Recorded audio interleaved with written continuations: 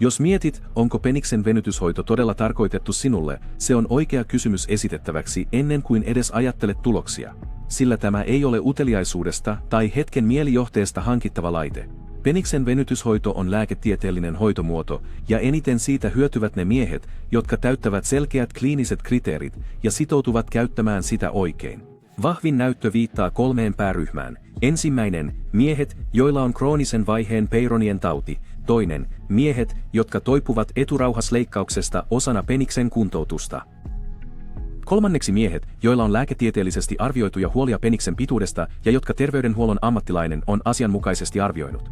Vuonna 2023 julkaistu Al-Saudin, Zafarin ja Al-Shahranin systemaattinen katsaus ja meta-analyysi, joka ilmestyi Translational Andrology and Urology-lehdessä, yhdisti aineistonsa 12 kliinisestä tutkimuksesta, joihin osallistui yli 1000 potilasta. Analyysissä havaittiin keskimäärin 1,9 senttimetrin pituuskasvu ja 27% parannus käyryydessä Peyronien taudin tapauksissa. Potilaille ajoitus on erittäin tärkeää. Penistraktiohoitoa käytetään yleensä kroonisessa, vakaassa vaiheessa, ei akuutissa tulehdusvaiheessa, jolloin kipua ja aktiivisia muutoksia vielä esiintyy. Eturauhasen poistoleikkauksen läpikäyneet potilaat ovat toinen tärkeä ryhmä. Leikkauksen jälkeen peniksen pituuden säilyttäminen ja erektiokyvyn kuntoutumisen tukeminen voivat olla todellisia huolenaiheita. Entä miehet, jotka ovat huolissaan pelkästään koostaan? Tässä kohtaa lääketieteellinen arviointi on välttämätöntä.